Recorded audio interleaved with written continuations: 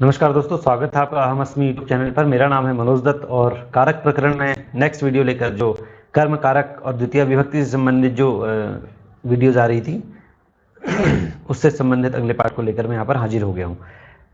ठीक है, तो चलिए आज इस कर्म कारक को समाप्त करते हैं। क्रमशः जो सूत्र चले आ रहे हैं उन्हीं को लेकर हम चल रहे हैं। सूत्र कह रहा है कि लक्षणित थम्भूताख्यान भाग विप्सासु प्रतिपर्यनुभव। ठीक है, अब इसमें मुख्य रूप से तीन उपसर्ग आपको दिख रहे होंगे। एक तो है प्रति, एक है परि और एक है अनु। तीन उपसर्ग हैं। अनु की पहले भी आपने देखा होगा कि कर्म प्रवचनीय संज्ञा हो चुकी है। ठीक है, लेकिन लक्षण को बताने में हुई है। ठीक है, हेतु को बताने में हुई है। तो यहाँ पर दूसरे कॉन्सेप्ट में यहाँ पर अनु को फिर से लिया गया है और क्यों अनु की फिर से कर्म प्रवचनीय संज्ञा हो रही है ये भी यहाँ पर बताएंगे। प्रति, परि और अनु, फिलहाल हमारे पास तीन ये उपसर्ग हैं। एक तरह से ये अव्यय इनको लगाइए आप, उपसर्ग तो मत ही कीजिए। तीन अव्यय हमारे पास हैं, अव्यय शब्द हैं। और चार हमारे पास ऐसे अर्थ हैं जिनमें यदि ये तीन अव्यय शब्द आ रहे हैं तो इनकी कर्म प्रवचनीय संज्ञा हो जाती है। कौन कौन से हैं वो चार अर्थ? एक तो है लक्षण अर्थ, एक है इत्थम्भूताख्यान, एक है भाग और एक है वीप्सा। तो इन चार अर्थों को बताने के लिए जब इन तीन अव्यय शब्दों का प्रयोग किया जाएगा तो कर्म प्रवचनीय संज्ञक हो जाएंगे। ठीक है, चलिए कैसे। लक्षण का मतलब होता है ज्ञापक। ज्ञापक माने बताने वाला जो होता है। ठीक है, जैसे बारिश हो रही है तो ज्ञापक क्या होगा? बादल। ठीक है, अगर रात के वक्त हमें सामने की पहाड़ी पर कुछ गिरता हुआ दिखाई दे तो उसका ज्ञापक क्या है? बिजली। ठीक है, बिजली चमक रही है। अगर सामने की पहाड़ी पूरी चमकती हुई दिखाई देती है तो एक बार में तो बिजली चमक रही है, तो ज्ञापक। लक्षण का मतलब होता है ज्ञापक। दूसरा जो है इत्थम्भूत। इत्थम्भूत का मतलब होता है, मतलब एक तरह से आप कह सकते हैं इस तरह का अर्थ जो है, इस तरह का, या फिर ऐसा। जैसे हम कहेंगे वो किस प्रकार का है तो आप कहेंगे वो इस प्रकार का है, कुछ इस तरह का है। तो इसको बताने के लिए इत्थम्भूताख्यान कहते हैं। ठीक है, इत्थम्भूत, इत्थम माने इस प्रकार का, भूत माने होना, और ऐसा ही कहा जा रहा है जब आख्यान तो उसे कहेंगे हम इत्थम्भूताख्यान, इस प्रकार का होना, ऐसा होना। भाग एक शब्द आया है। मान लीजिए हमने किसी के अनेक अंश किए और उसमें जो स्वीकार्य भाग होगा, ठीक है, तो स्वीकार्य भाग जो होता है, उसी स्वीकार्य जो पार्ट होता है जिसको स्वीकृत करेंगे, जिनमें अभेद एक तरह से देखा जाएगा, उसको कहेंगे हम भाग शब्द से, उसको बताया गया है। और चौथा शब्द आया है वीप्सा। वीप्सा का मतलब है अनेक चीजों के साथ संबंधित या संबद्ध जो होता है, अनेकों के साथ संबद्ध जो चीज होती है, संबंधित जो वस्तु होती है, तो हम कह सकते हैं इसको अनेक संबद्ध वस्तु या जो भी वो चीज है, तो उसको वीप्सा कहेंगे। ठीक है, अनेकों के साथ संबंध रखने की इच्छा भी वीप्सा कहलाई जाएगी। ठीक है, तो ये चार अर्थ हैं और इन चार अर्थों में यदि प्रति, परि और अनु ये अव्यय शब्द आते हैं तो कर्म प्रवचनीयता उनमें आ जाएगी। और कर्म प्रवचनीयता आने का एक फल क्या है कि इनका जो उपसर्गत्व होगा या अव्ययत्व होगा वो समाप्त हो जाएगा। उपसर्ग मानकर होने वाले जो कार्य होंगे, इनको प्रति को उपसर्ग मानकर जो होने वाले कार्य होंगे, संधि आदि कार्य जैसे हो सकते थे, वो नहीं होंगे। ठीक है, या शत्व होना, छत्व हो जाना। व्याकरण के अलग अलग कई सारे जो है नियम हैं, किसी भी रूप को सिद्ध करते वक्त अनेक सूत्र फॉलो करने पड़ते हैं। तो वो अगर इनको उपसर्ग मानकर होने वाले थे वो रूल फॉलो, लेकिन अब वो नहीं होंगे, क्योंकि ऐसा अर्थ में द्योतित होने पर इनमें कर्म प्रवचनीयता आ जाएगी। और कर्म प्रवचनीयता एक नया टर्म है, उपसर्गत्व इनका खत्म हो जाएगा। ठीक है, तो वही आगे कह रहे हैं, एषु अर्थेषु विषय भूतेषु प्रत्यादय उक्त संज्ञा स्युः। इन अर्थों में, एषु अर्थेषु माने इन अर्थों में, विषयभूत जब ये प्रति आदि होंगे, प्रति आदि का मतलब प्रति, परि और अनु, ये तीनों अव्यय शब्द या उपसर्ग शब्द जो हैं, ये इस तरह के अर्थों में, इन अर्थों में, लक्षण इत्थम्भूताख्यान भाग वीप्सासु, इन अर्थों में जब ये प्रयोग किए जाएंगे तो उक्त संज्ञा, उक्त का मतलब वही कर्म प्रवचनीय संज्ञा इनकी होगी। ठीक है, कर्म प्रवचनीय क्या है इसको हम पिछली वीडियो में विस्तृत रूप से जान चुके हैं। आप देखिए, लक्षणे, अब सबसे पहला इसमें शब्द आया है लक्षणे इस सूत्र में, ठीक है। तो लक्षणे में इन तीनों उपसर्ग शब्दों को या अव्यय शब्दों को घटाकर देखते हैं कि कैसे इन तीनों को लक्षण मतलब ज्ञापक अर्थ में घटाकर कर्म प्रवचनीयता इनमें लाई जाती है। तो तीनों का इन्होंने एक ही उदाहरण कर दिया है, वृक्षम प्रति परि अनुवा वामनिया, या आप कह लो वृक्षम प्रति विद्युतते विद्युत, आप कह लीजिए वृक्षम परि विद्युतते विद्युत, या कह लीजिए वृक्षम अनु विद्युतते विद्युत, ठीक है। तीनों का मतलब वही है, लक्षण ज्ञापक अर्थ में आ रहा है। वृक्ष की ओर बिजली गिर रही है, ठीक है, या बिजली के गिरने से वृक्ष यदि चमकता है तो वृक्ष क्या हो गया, ज्ञाप्य हो गया, जाना जा रहा है उसको, और उसका ज्ञापक कौन है, बिजली, विद्युतते चमक रही है जो, कौन है वो, विद्युत। तो जब लक्षण अर्थ में ज्ञापक अर्थ में इन तीनों का प्रयोग किया जाएगा तो क्या हो जाएगी, कर्म प्रवचनीय संज्ञा हो जाएगी जिसके साथ ये आए हैं। और कर्म प्रवचनीय होने का मतलब क्या है, द्वितीय विभक्ति का लग जाना, कर्म प्रवचनीय युक्ते द्वितीया, ठीक है। अब इत्थम भूताख्यान में इन तीनों को हटा के देखते हैं। इत्थम भूताख्यान मतलब इस प्रकार का, तो कह रहे हैं भक्तो विष्णु प्रति परि अनुवा, तीनों को एक एक उदाहरण तीनों में रख दिया है। भक्त विष्णु प्रति ऐसे कह लीजिए, भक्त विष्णु परि या भक्त विष्णु अनु ऐसा कह लीजिए, एक ही बात है, ठीक है। भक्त जो है वो विष्णु की तरह ही है, हो गया है भक्ति से, ठीक है, या विष्णुमय हो गया है एक तरह से, उसका जो भक्ति का संसार है उसका, या इतनी भक्ति उसके अंदर आ गई है कि वो सभी और विष्णु को ही देखता है, ठीक है। तो इत्थम भूताख्यान अर्थ में ये अर्थ हो गया। भागे, भागे में भी तीनों का एक ही उदाहरण दिया है, लक्ष्मी हरिम प्रति परि अनुवा, लक्ष्मी जो है हरिम प्रति, या लक्ष्मी हरिम परि, या लक्ष्मी हरिम अनु, ठीक है। मतलब जो स्वीकार्य भाग है, जो हमने जाना था, लक्ष्मी जो है वो विष्णु का स्वीकार्य भाग है, मतलब विष्णु का ही अंश है, ठीक है। यह संसार समस्त विष्णु का ही अंश है, लेकिन लक्ष्मी एक उनका ऐसा अंश है जो उनके बिना जो है कल्पना हरि की नहीं की जा सकती, अकेले उनका नाम नहीं लिया जाता, ठीक है। लक्ष्मी नारायण इस तरह से बोला जाता है, ये यहाँ पर कहने का मतलब ये है। तो उनका ही एक भाग, एक अंश उनको समझा जाता है, स्वीकार्य अंश। तो लक्ष्मी प्रति कह लीजिए, नहीं हरिम प्रति लक्ष्मी कह लीजिए, हरिम परि लक्ष्मी कह लीजिए, या हरिम अनु लक्ष्मी कह लीजिए, एक ही बात है। अर्थ कौन सा आया है, वीप्सा अर्थ में, नहीं भाग अर्थ में। और वीप्सा अर्थ में अनेकों के साथ संबद्ध जो चीज होगी, अनेकों के साथ संबंध रखने की इच्छा, तो उसे कहेंगे हम वृक्षम वृक्षम प्रति, वृक्ष वृक्ष के प्रति, या वृक्ष वृक्ष की ओर। तो इन अर्थों को भी यहाँ पर वीप्सा अर्थ को भी जब ये तीनों तीनों उपसर्ग शब्द बता रहे होंगे तो भी इनकी क्या हो जाएगी, जिनके साथ ये प्रयुक्त होंगे उनकी कर्म प्रवचनीय संज्ञा हो जाएगी। और कर्म प्रवचनीय होने का एक ही मतलब है कि इनका उपसर्ग हट जाना और द्वितीय विभक्ति लग जाना, ठीक है। अब यहाँ पर एक आगे एक छोटे सा वाक्य और दिया है, कह रहे हैं अत्र उपसर्गत्वात् भावात् न शत्वम, भावान न शत्वम। अब एषु किम, किसने कहा एषु किम, परिसिंचति, परिसिंचति एक शब्द है, आप इसको ऐसे लिख सकते हैं, परिसिंचति,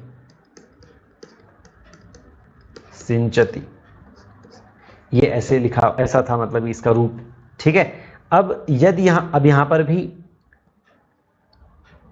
परि शब्द का परि उपसर्ग का प्रयोग किया गया है, और हमने अभी जाना है परि उपसर्ग के बारे में, ठीक है। लेकिन परि उपसर्ग तभी कर्म प्रवचनीय कहलाया जाएगा, तभी ये अपना उपसर्गत्व त्यागेगा, उपसर्गत्व का त्याग करेगा, जब ये इन अर्थों में प्रयोग किया जाएगा, लक्षणित्थम भूताख्यान वीप्सा।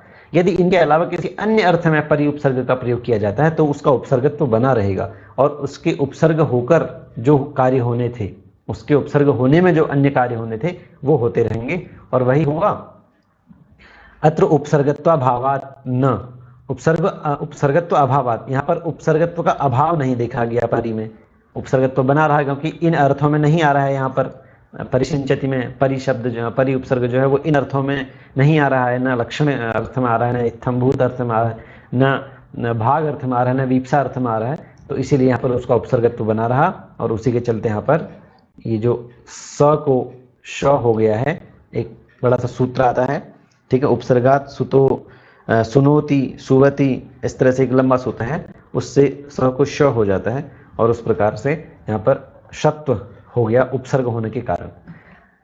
वहीं इन जगहों में अगर कहीं पर संभावना थी तो नहीं हो पाया क्योंकि उसका उपसर्गत्व समाप्त हो गया। ठीक है, तो इस सूत्र का कहने का मतलब सिर्फ इतना था कि प्रति, परि और अनु ये तीन उपसर्ग जब लक्षण, इत्थम्भूताख्यान, भाग और विप्सा अर्थ में आते हैं तो इनकी कर्म प्रवचनीय संज्ञा हो जाती है और कर्म प्रवचनीय संज्ञा होने के बाद इनका उपसर्गत्व खत्म हो जाता है और जो है लग जाती है विभक्ति द्वितीया। चलिए, इसी तरह का अगला सूत्र है अभिर्भागे। ठीक है, अब ये सूत्र जो अभी हमने समझा उसी को बता रहा है, बस एक छोटा सा इसमें बदलाव कर दिया गया है। वो ये है कि जैसे प्रति, परि और अनु उपसर्ग शब्द थे और लक्षण, इत्थम्भूताख्यान और भाग और विप्सा इन अर्थों में उनका उपसर्गत्व तो खत्म हो जा रहा था, तो वैसे ही अभिशब्द है। अभिशब्द भी जब लक्षण अर्थ में आए, इत्थम्भूताख्यान अर्थ में आए और विप्सा अर्थ में आए तो भी कर्म प्रवचनीय संज्ञा हो जाती है, लेकिन भाग अर्थ में यदि अभी उपसर्ग शब्द आए तो फिर कर्म प्रवचनीय संज्ञा नहीं होती है। ठीक है, तो अभी ही अभागे, अभी शब्द की भाग अर्थ में कर्म प्रवचनीय संज्ञा नहीं होगी। अभागे का मतलब भाग को छोड़कर बाकी जो तीन अर्थ बच गए हैं उन तीनों में अभी शब्द का प्रयोग जब किया जाएगा, उपसर्ग का प्रयोग किया जाएगा तो कर्म प्रवचनीय संज्ञा हो जाएगी। क्यों कर रहे हैं कर्म प्रवचनीय संज्ञा? द्वितीया करने के लिए। और अब भाग अर्थ में क्यों नहीं हुई? तो अगर भाग अर्थ में अभी शब्द से कर्म प्रवचनीय संज्ञा हो जाती तो उपसर्गत्व तो खत्म हो जाता और उससे कोई कार्य जो होना था वो रुक जाता उपसर्ग मानकर अभी को। ठीक है, तो इसलिए नहीं हुआ होगा, समझते हैं इसको। कह रहे भाग वर्जे, भाग को छोड़ करके जो चार अर्थ थे लक्षण, इत्थम्भूताख्यान, भाग और विप्सा, उनमें से भाग को छोड़ करके बाकी के जो तीन बच गए हैं लक्षण दाव, अभी, उक्त संज्ञाशात, लक्षण आदव। ठीक है, लक्षण आदि में लक्षण, इत्थम्भूताख्यान और विप्सा इन जगहों पर इन अर्थों में अभी की उक्त संज्ञा मतलब कर्म प्रवचनीय संज्ञा हो जाती है। अब सबसे पहले लक्षण अर्थ में बताएंगे तो हरि मभिवर्तते। ठीक है, हरि का ज्ञापक अर्थ में यहाँ पर बता रखा है, हरि की ओर है। ठीक है, तो इसलिए यहाँ पर अभी शब्द के प्रयोग से भी कर्म प्रवचनीय संज्ञा हो गई अभिर्भागे सूत्र से। ठीक है, और उसका फल क्या मिला? द्वितीय विभक्ति हो जाना और अभी का उपसर्गत्व तो समाप्त हो जाना।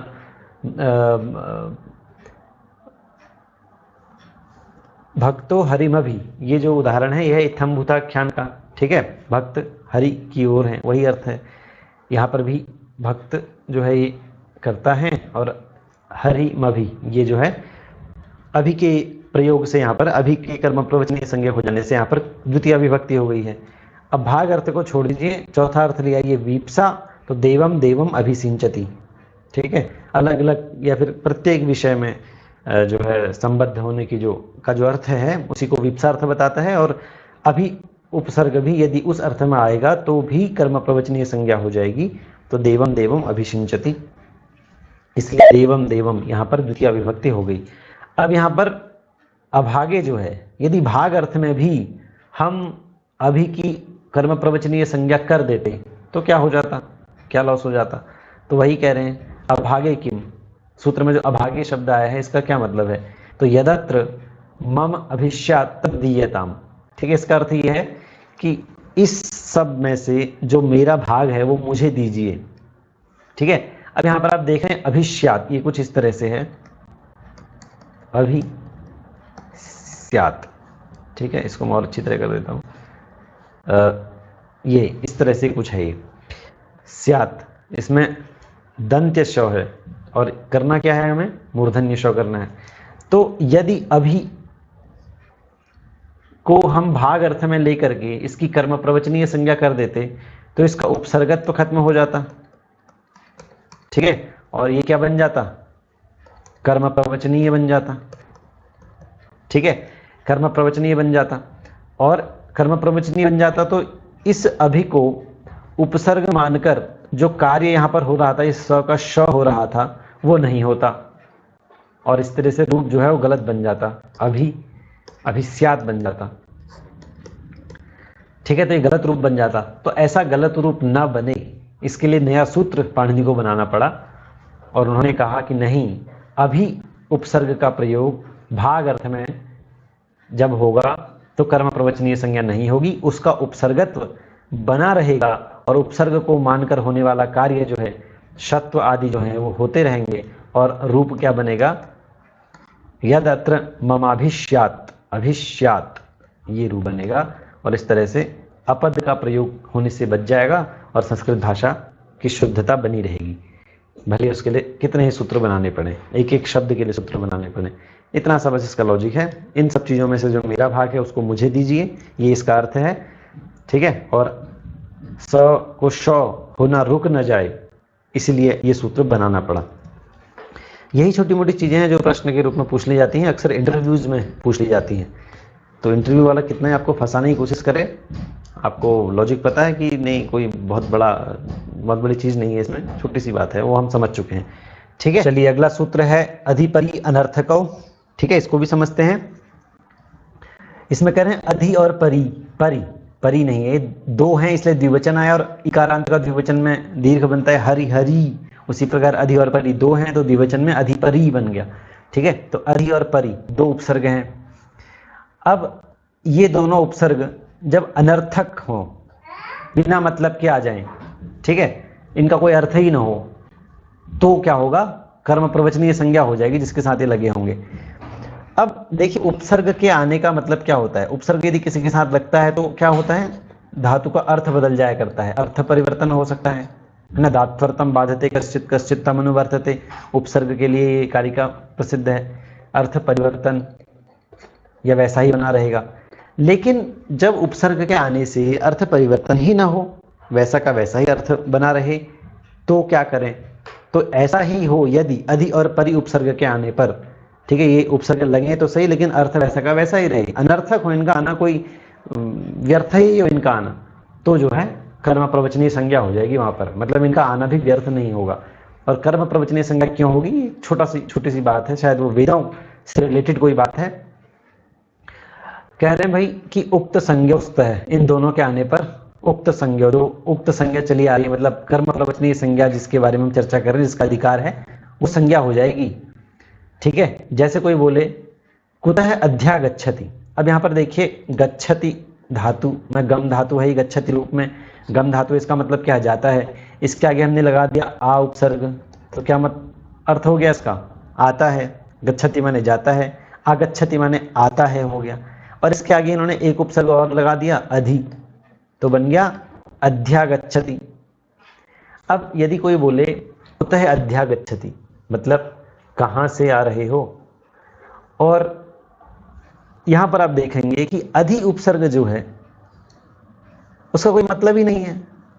यदि हम अधि उपसर्ग नहीं भी लगाते, ठीक है, कुतः आगच्छति कहते तो भी अर्थ वही रहता, कहां से आ रहे हो, तो अधि का आना यहां पर क्या हुआ, निरर्थक हो गया।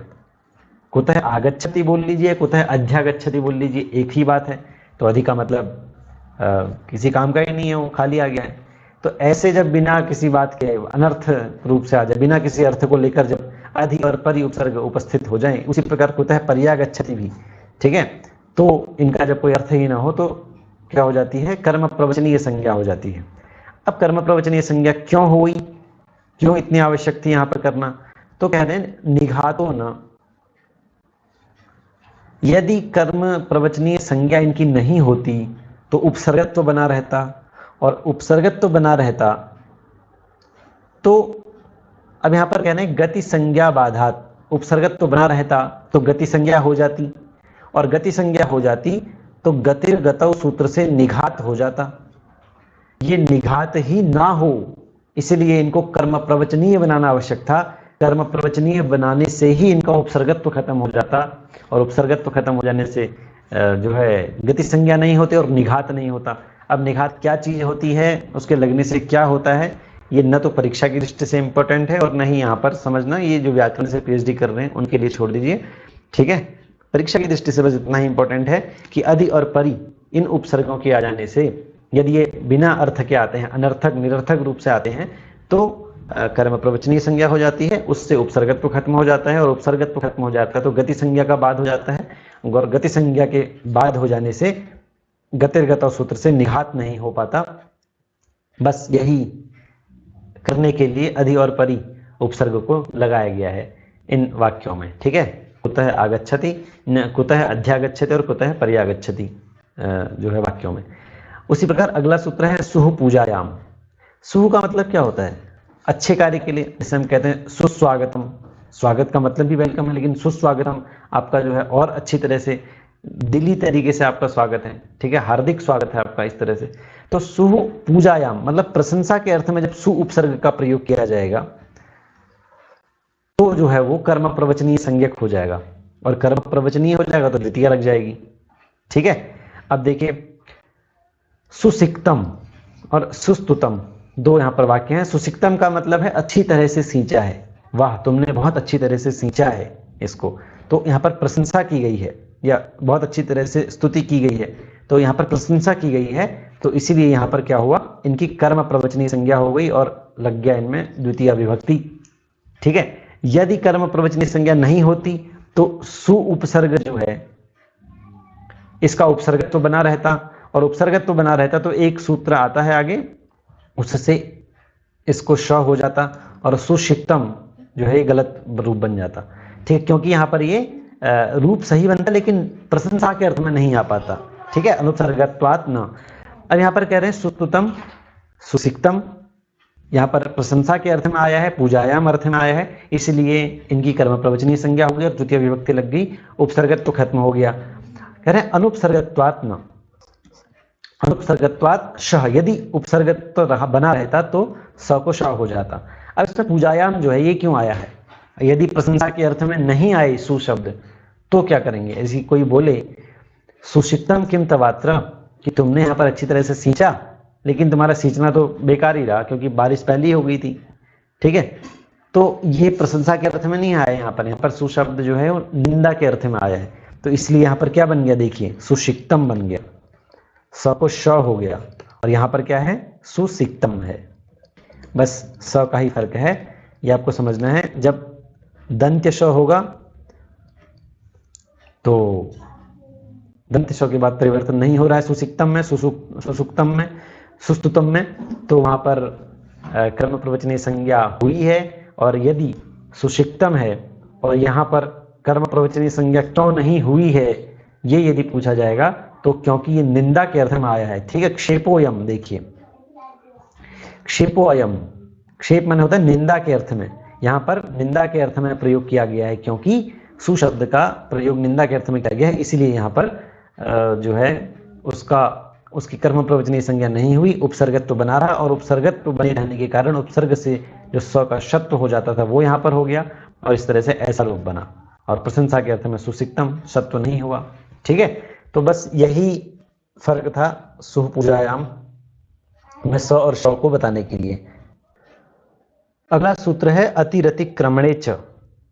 ठीक है, अब बहुत सिंपल सूत्र है, इसमें भी च का मतलब क्या है, दो अर्थ हैं यहाँ पर। एक तो अति ही अतिक्रमणे च, अति ये जो पहला शब्द आया है ये उपसर्गवाची शब्द है। ठीक है, और ये अति शब्द जब अतिक्रमण अर्थ में आए, अतिक्रमण का मतलब क्या होता है, किसी से आगे चले जाना या ज्यादा आगे बढ़ जाना। जैसे अभी तक क्लास में एक बच्चा फर्स्ट आता था, लेकिन इस बार कोई दूसरा बच्चा फर्स्ट आ गया, किसी से आगे बढ़ जाना। ठीक है, तो जो दूसरा बच्चा है उसने पहले वाले बच्चे का अतिक्रमण कर दिया। ठीक है, या फिर हम किसी से आगे चले गए तो हमने उसका अतिक्रमण कर दिया। तो इस अर्थ में यदि अति शब्द आए, या च का मतलब यहाँ पर प्रशंसा अर्थ में भी है। ठीक है, किसी को बढ़ चढ़कर किसी की प्रशंसा की जाए, तो उस अर्थ में भी यदि अति उपसर्ग आए तो उसकी जिसके लिए वो आ रहा है उसकी कर्म प्रवचनीय संज्ञा हो जाती है, और उससे अति का उपसर्गत्व खत्म हो जाता है, और जो जिसकी कर्म प्रवचनीय संज्ञा हो रही है उसमें द्वितीय लग जाएगी। ठीक है, कह रहे हैं अतिक्रमणे, अतिक्रमण अर्थ में, और पूजायाम च पूजा अर्थ में अति जो उपसर्ग है उसकी कर्म प्रवचनीय संज्ञा हो जाएगी। जैसे अति देवान कृष्ण है, कृष्ण जो हैं वो देवों से बढ़कर हैं, अति हैं। ठीक है, उनसे हर चीज में वो आगे ही हैं, इसलिए देवों से बढ़कर हैं, तो देवों में देवान जो यहाँ पर हो गया, होना चाहिए था देवेभ्यः, पंचमी विभक्ति बहुवचन, लेकिन अति उपसर्ग यहाँ पर प्रयोग किया गया है और अतिक्रमण के अर्थ में, पूजा के अर्थ में, उनकी प्रशंसा के अर्थ में प्रयोग किया गया है, इसलिए यहाँ पर देवेभ्यः नहीं हुआ और कर्म प्रवचनीय होकर के द्वितीय हो गई, अति देवान कृष्ण है रूपवान। ठीक है, अगले सूत्र पर चलते हैं। कह रहे हैं अपि ही पदार्थ संभावना अन्वव सर्ग गर्हा समुच्चयेषु, ये अर्थ हैं। अब यहाँ पर भी अपि शब्द है, अभी तक हम अति मतलब अलग अलग जो उपसर्ग हैं, ठीक है, एक तरह से मैंने 11 उपसर्गों की बात आपसे की थी, जिनके नाम कमेंट बॉक्स में मैं डाल दूंगा, पहले भी डाले थे, ठीक है, और ये 22 अर्थों में अलग अलग अर्थों में आते हैं, तो किन किन अर्थों में आते हैं वो भी मैं साथ समझा दूंगा, उसमें कमेंट बॉक्स में मैं लिख दूंगा, उनको आप देख लीजिएगा वहाँ पर कमेंट बॉक्स में जा करके, ठीक है, पिन वहाँ पर हुआ होगा जो पहला कमेंट होगा। और यहाँ पर वही बता रहे हैं कि उनमें से एक शब्द है अपि, और ये अपि यदि पदार्थ इस अर्थ में यहाँ पर आए, संभावना के अर्थ में आए, अनुभव सर्ग के अर्थ में आए, या गर्ह, ठीक है, इसके अर्थ में आए, और एक गर्दा नहीं है, गर्ह है, और समुच्चयेषु, गर्हा और समुच्चयेषु, समुच्चय के अर्थ में आए, तो इन 5 अर्थों में यदि अपि शब्द आता है तो वहां पर भी कर्म प्रवचनीय संज्ञा हो जाएगी। ठीक है, अपि उपसर्ग यदि इन 5 अर्थों में आता है तो उसकी कर्म प्रवचनीय संज्ञा हो जाएगी, उसका उपसर्गत्व समाप्त हो जाएगा। अब वही यहां पर कह रहे हैं एषु द्योत्येषु अपि ही उक्त संज्ञा स्यात्। ये जो पदार्थ आदि जो अर्थ बता रखे हैं, इनमें ऐसा अर्थ द्योतित होने पर, अपि उपसर्ग का ऐसा अर्थ द्योतित होने पर उक्त संज्ञा स्यात्, माने कि कर्म प्रवचनीय संज्ञा जिसकी चर्चा यहां पर हो रही है, वही संज्ञा जो है हो जाएगी। ठीक है, उदाहरण के लिए कह रहे हैं सर्पिषः अपि स्यात्, ये एक उदाहरण दिया है, और यहां पर जो पहला है पदार्थ, ये वाला अर्थ, इसी का लंबा व्याख्यान थोड़ा सा यहां पर हुआ है, इसको आपको थोड़ा दूर तक समझना पड़ेगा। ठीक है, चलिए समझते हैं इसको, यहां तक है इसका वर्णन। अब कोई किसी के घर में खाना खाया जा रहा है, ठीक है, और कहते हैं कि घी खाने के साथ मिला देने से अन्न शुद्धि होती है, मतलब पाचन सही तरीके से होता है। अब किसी के घर में घी नहीं है, घी तो छोड़िए, घी का एक बूंद भी नहीं है, और वो चाह रहा है कि यदि हम खाना खा रहे हैं तो एक बूंद उसमें घी की भी पड़ जाए, थोड़ा स्वाद आ जाए, बस इतना वो चाहता है। ठीक है, पुराने जमाने का उदाहरण है, तो आप उसी तरीके से आप समझेंगे इसको। तो वहां पर कह रहे हैं कि सर्पिषः अपि स्यात्, क्या घी भी है क्या? ठीक है, इस तरह से वो पूछ रहे हैं यहाँ पर। अब सर्पिषः में यहाँ पर षष्ठी लगी हुई है, सर्पिष शब्द है, षष्ठी का रूप बनता है सर्पिषः। ठीक है, और अपि शब्द है यहाँ पर एक, जो कि हमें सूत्र में भी दिखाई दे रहा है, और स्यात् पद है। तो सबसे पहले पदार्थ, पदार्थ के अर्थ को समझते हैं। पदार्थ का मतलब क्या होता है? पदस्य अर्थ है पदार्थ है, पदमाने शब्द, शब्द का जो अर्थ है उसी को पदार्थ कहते हैं, या कोई भी ऐसी वस्तु जिसकी सत्ता विद्यमान हो, या जो भी जो दिख रही हो, कोई भी शब्द जिसका अर्थ होता है उसको पदार्थ कहते हैं। ठीक है, और उसी पदार्थ को द्योतित करने के लिए यहाँ पर जो शब्द आया है वो आया है अपि शब्द। तो इस वाक्य में अपि शब्द के आ जाने से कर्म प्रवचनीय संज्ञा हो गई, और कर्म प्रवचनीय संज्ञा होने से क्या हुआ? सर्पिषः अपि स्यात् में जो स है, ये दंत्य स, इसका शत्व नहीं हुआ। ठीक है, अनुपसर्गत्वात् न शः। ठीक है, कर्म प्रवचनीय संज्ञा होने से अपि शब्द का उपसर्गत्व समाप्त हो गया, और फिर क्या हो गई उसमें शत्व नहीं हुआ। ठीक है, सत्व होने से बच गया, स्यात् का स रहा। ठीक है, चलिए आगे चलते हैं। अब यहां पर जो स्यात् पद है, ठीक है, उसमें कौन सी धातु है? अस धातु है, और विधिलिंग का यह रूप है, लिंग लकार का रूप है। ठीक है, और उसमें से भी प्रथम पुरुष एक वचन का यह रूप है, अस भुवि धातु है, और भू धातु होती ही सत्ता के अर्थ में है। ठीक है, तो वहां का रूप बना है, ये लिंग लकार के प्रथम पुरुष का एक वचन का रूप बना है, स्यात्, स्याताम, स्युः, इस तरह से रूप बनते हैं आगे। ठीक है, तो कह रहे हैं कि क्या एक बूंद घी की है क्या? तो घी की संभावना व्यक्त की जा रही है। हालांकि क्या है, जो पूछ रहा है कि सर्पिषः अपि स्यात्, घी भी है क्या? ठीक है, घी की एक बूंद भी है क्या? तो इसका मतलब क्या है, जो पूछ रहा है वहां पर तो घी का अभाव है, और जिससे वह पूछ रहा है वहां पर घी की संभावना है, संभावना है, ठीक है। तो यहां पर ये जो स्यात् पद है, इसमें जो लिंग लकार आया है वो संभावना के अर्थ को बताने के लिए आया है, ठीक है। लेकिन जो सुनने वाला है वो अभाव अर्थ को समझ रहा है, इसके लिए यहां पर थोड़ा सा विवेचन किया गया है। पूछने वाला बोल रहा है कि क्या आपके पास घी है, ठीक है, घी की एक बूंद थोड़ा सा खाने में पड़ जाएगी, तो वो संभावना व्यक्त कर रहा है कि क्या पता इनके पास हो। और जो सुनने वाला श्रोता है वो अभाव अर्थ को समझ रहा है, वो सोच रहा है कि घी का अभाव यहाँ पर इनके पास है, ठीक है। बस इसी को हमें आगे समझना है। अभी तक हमने ये जाना है कि सर्पिशः अपि स्यात्, इसमें जो स्यात् का स था उसका शत्व इसलिए नहीं हुआ क्योंकि अपि शब्द का उपसर्गत्व खत्म हो गया था, और उपसर्गत्व खत्म हो जाने के बाद जो श हो जाता है स को, वो नहीं हो पाया, और क्या हुआ, कर्म प्रवचनीय संज्ञा हो गई यहाँ पर, ठीक है। आगे ये कह रहे हैं कि संभावनायाम लिंग, और यहाँ पर जो स्यात् पद में जो लिंग लकार आया है ये संभावना के अर्थ को द्योतित करने के लिए आया है, ठीक है। चलिए अब आगे समझते हैं। तस्या एव विषयीभूते, विषयभूते भवन, इसको एक बार मैं मिटा लेता हूं, थोड़ा सा आसानी हो जाएगी हमारे लिए।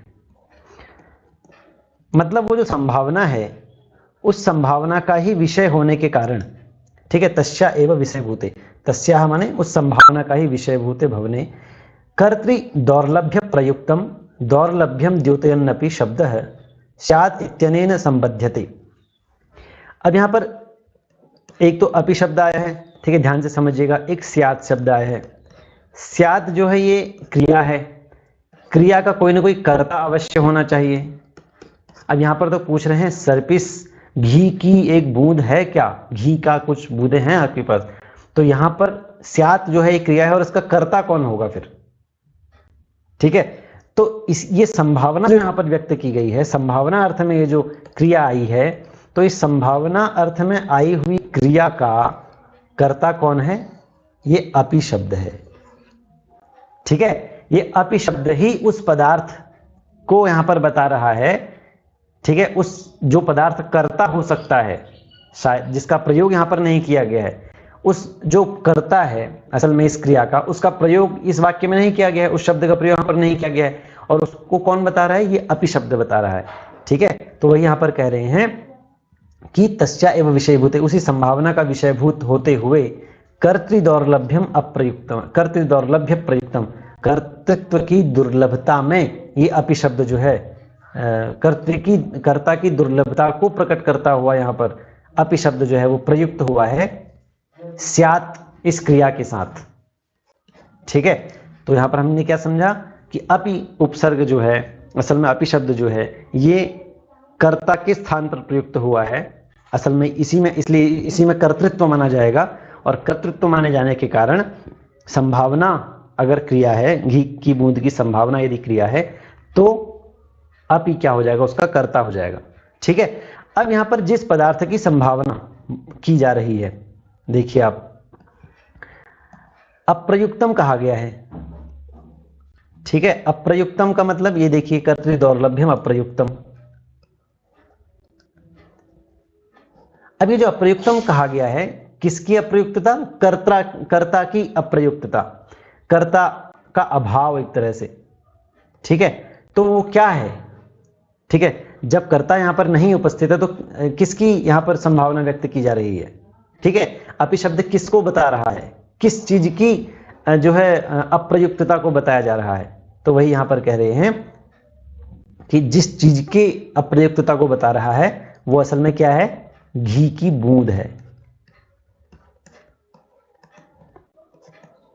तो असल में बूंद जो है ये कर्ता है, लेकिन बूंद शब्द का प्रयोग, बिंदु शब्द का प्रयोग यहां पर किया नहीं गया है, और इसी बिंदु शब्द के प्रयोग को बताने के लिए किसका प्रयोग किया गया है, अपि शब्द का प्रयोग किया गया है, ठीक है।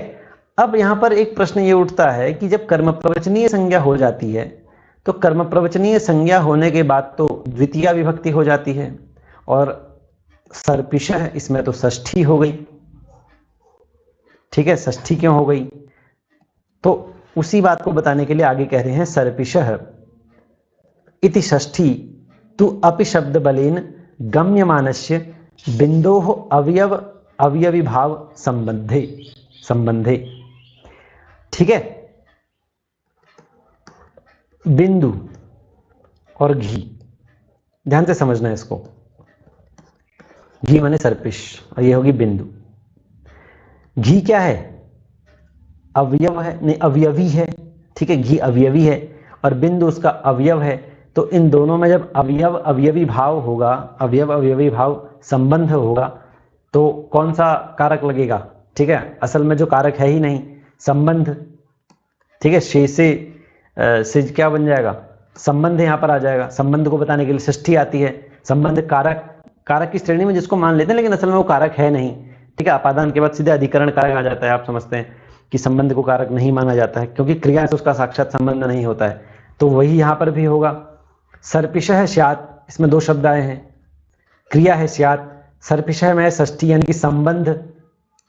संबंध किसका? अवयव अविभाव संबंध है। संबंध का क्रिया से संबंध होता ही नहीं है। ठीक है, इसलिए उसको कारक नहीं माना गया है, इसलिए इसमें आ गई है षष्ठी।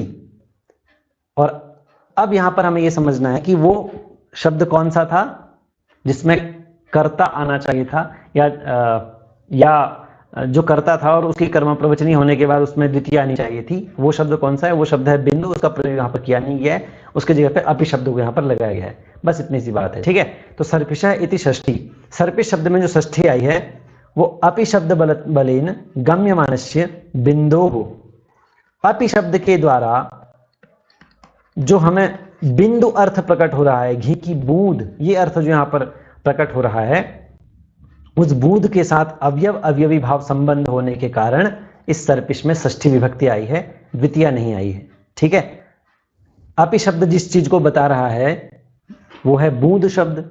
ठीक है, बूंद जिसका भाव है, और बूंद शब्द के साथ सर्पिश शब्द का संबंध कैसा है? अवयव अवयवी भाव संबंध है, और अवयव अवयवी भाव संबंध होने पर षष्ठी विभक्ति लगती है, इसलिए षष्ठी विभक्ति वहां पर लगी है। ठीक है, और द्वितीय कहां लगनी चाहिए और कर्म प्रवचनी करने का यहां पर फल क्या हुआ, तो इसी को आगे बता रहे हैं। ये यहां पर जो अपि शब्द ने बूंद शब्द के अर्थ को बताया, यहां पर शब्द के अर्थ को द्योतित किया। आप निरुक्त में इसको अच्छी तरह समझेंगे, जहां पर ये एक डिबेट है कि उपसर्ग को हम अर्थ का द्योतक माने या वाचक माने, तो यहां पर वही यहां पर बताया गया है एक तरह से।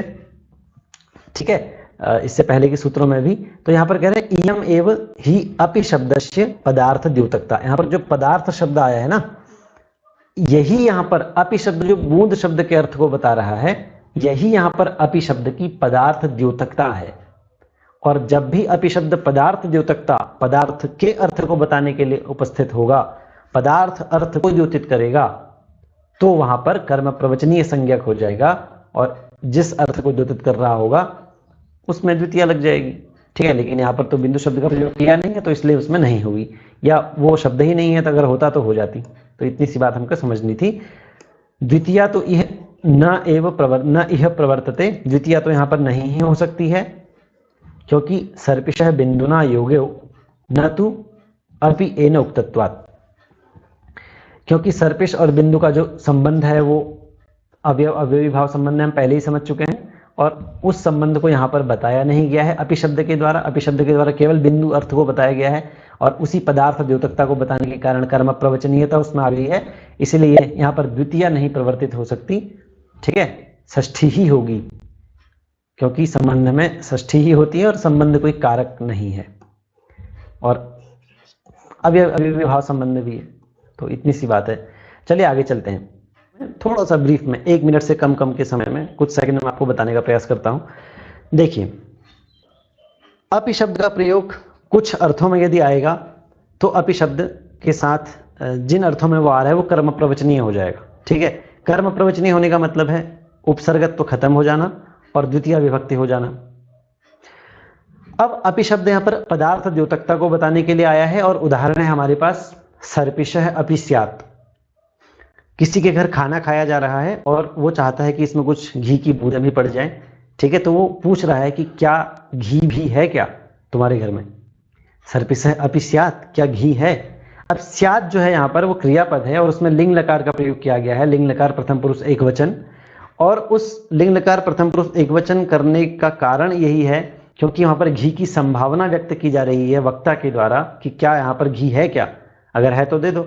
ठीक है, तो संभावना व्यक्त की जा रही है, और संभावना जहां पर व्यक्त की जाती है वहां पर लिंग लकार का प्रयोग किया जाता है, इसलिए स्यात् में जो है अस धातु है, असभुवी धातु है, और लिंग लकार का प्रयोग करके स्यात् शब्द बना है।